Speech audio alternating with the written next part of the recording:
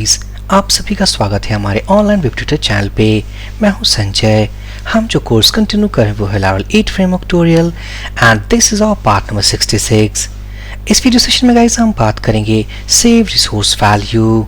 It means जो form हमने last video session में क्रिएट किया था दैट इज ऐप डिवाइस, इस फॉर्म के हेल्प से हम कुछ डिवाइसेस क्रिएट करेंगे एंड उनको सेव करेंगे अपने डिवाइसेस टेबल में। मेरी एक रिक्वेस्ट है, अगर आपने चैनल को सब्सक्राइब नहीं किया है फटाफट चैनल को सब्सक्राइब कर दें ताकि आने वाले वीडियोस की लेटेस्ट अपडेट आपको मिलती रहे।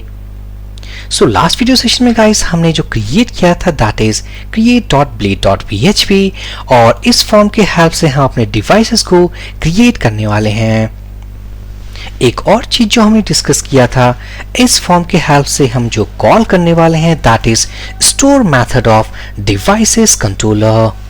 अगर मैं चाहूँ store method of devices controller, ये रहा हमारा स्टोर मेथड और इस स्टोर मेथड को आप देखोगे here we have a request instance.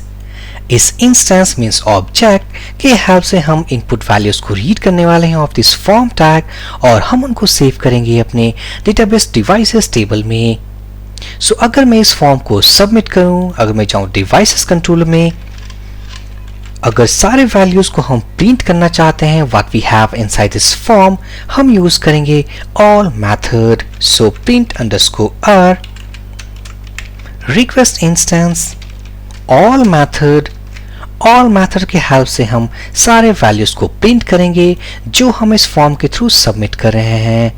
सो अगर मैं चाहूँ ब्राउजर पे रिलोड दिस राउट, अगर मैं कुछ डमी वैल्यूज पास करूं, click on submit button, hopefully हमारे पास एक एरर आएगा and here we have error that is 419 page expired. Laravel में किसी फॉर्म को प्रोसेस करने के लिए हमें CSRF टोकन वैल्यू को भी पास करना होगा, otherwise we will have error page expired.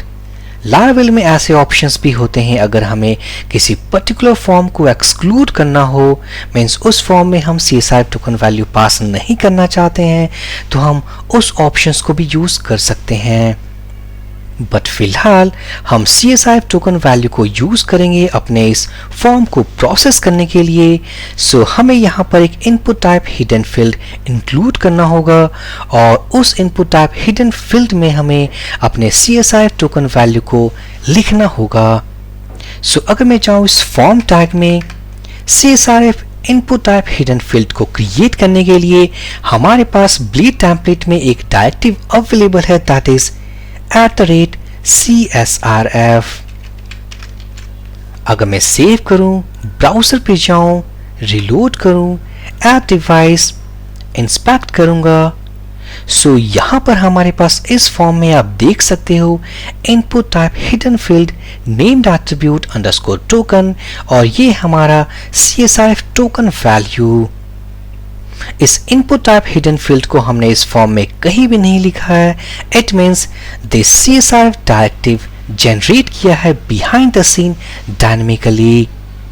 सो हमारे पास तीन इनपुट टाइप मींस तीन इनपुट फील्ड्स हैं, एक input type hidden, input type name and status field.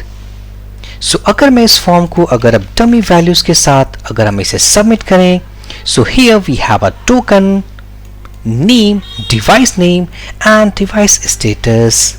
So by the help of all method, जो हमने all method यूज किया है, इस all method के help से हमने सारे values को print किया inside this array। यहाँ से जो दो value pick करने हैं like name and status, इन दोनों value को हम अपने database devices table में सेव करने वाले हैं। अगर हमें single value को fetch करना हो, simply echo request arrow operator, उसके बाद यूज करने वाले हैं हम named attribute। फॉर एग्जाम्पल इस एरे में से अगर हमें नेम वैल्यू को रीड करना हो we will use the named attribute name। अगर मैं इसे टाइप करूं, सेव करूं, रिलोड करूं, कंटिन्यू, सो यहां पर देख सकते हैं हमारे पास नेम वैल्यू है। सो इसी तरीके से इंडिविजुअल वैल्यू को हम रीड कर सकते हैं यूजिंग दिस रिक्वेस्ट इंस्टेंस। सो हम डिवाइसेस को क्रिएट करेंगे। सो उससे पहले हम डिवाइस मॉडल को लोड करेंगे। So already loaded. इस डिवाइस मॉडल को यूज करके हम अपने वैल्यूज को सेव करने वाले हैं। मैं एक ऑब्जेक्ट क्रिएट करूंगा अपने डिवाइस मॉडल का। सो डिवाइस न्यू डिवाइस मॉडल। सो डिवाइस इस मॉडल इंस्टेंस मॉडल ऑब्जेक्ट के थ्रू हम कॉलम को फेच करने वाले हैं। सो डिवाइस नेम, ये रहा हमारा टेबल के कॉलम नेम्स नेम, और इसके अंदर जो वैल्यू हम पुट करने वाले हैं that is request and name value. इसी तरीके से डिवाइस स्टेटस कॉलम, अगर मैं डेटाबेस टेबल में जाऊं so status column equals to request, और हमारा जो नेम्ड एट्रीब्यूट है स्टेटस फील्ड का that is status. And finally हम यूज करने वाले हैं save method. So device save method. So after save हम वैल्यू को सेव करने के बाद रीडायरेक्ट करना चाहते हैं यूजर को अपने इस लिस्ट डिवाइसेस पेज पे।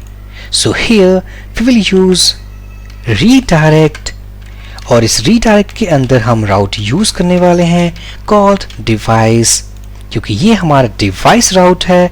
After save means after saving value we need to go inside this list of devices page. अगर मैं चाहूँ एडिटर पे so return redirect device. Save करने के बाद अगर मैं चाहूँ ब्राउजर पे reload this page add device, अगर मैं यहाँ टाइप करूँ device 1 status equals to active, click on submit. So device 1 हमारा क्रिएट हो चुका है। अगर मैं चाहूँ अपने database table so device 1 status equals to active.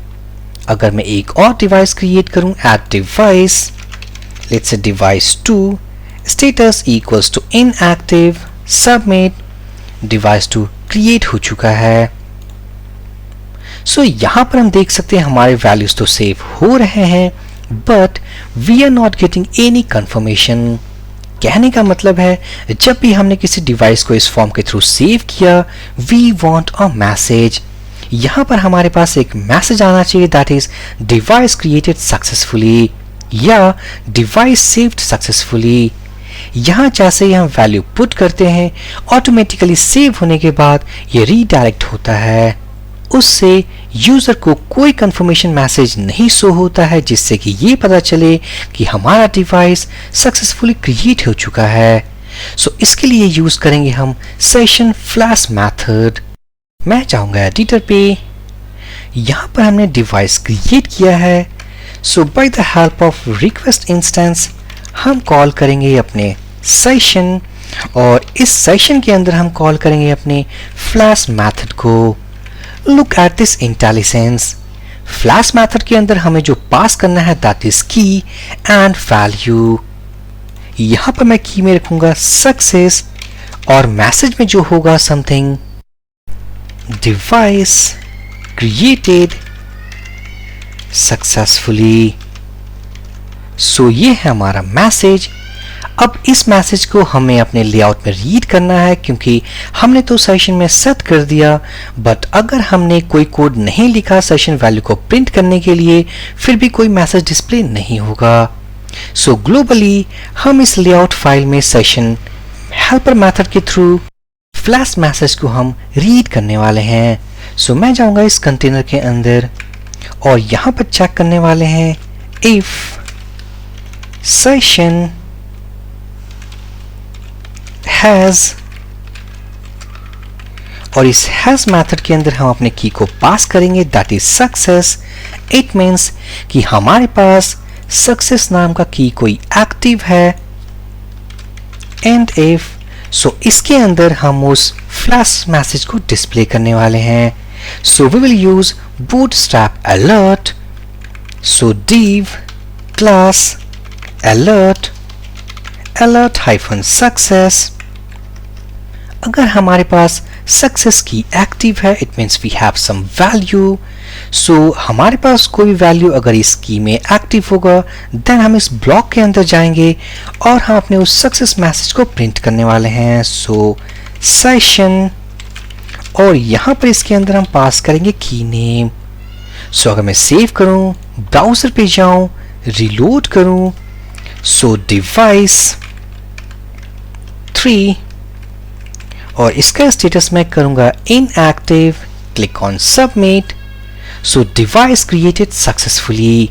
अगर मैं जाऊं database table, click on browse. So यहां पर डिवाइस 3 क्रिएट हो चुका है with status equals to inactive. Next video session में गाइस हम वर्क करेंगे कि हमारे पास इस लिस्ट ऑफ डिवाइसेस में फिलहाल हमारे पास एक स्टैटिक रो है। So in the next video by using concept of iteration for each loop हम इन सारे वैल्यूज को जो हमने सेव किया है हम उसे रेंडर करने वाले हैं अपने इस लिस्ट ऑफ डिवाइसेस लेआउट पे। So for this video session guys, thank you for watching and have a great day.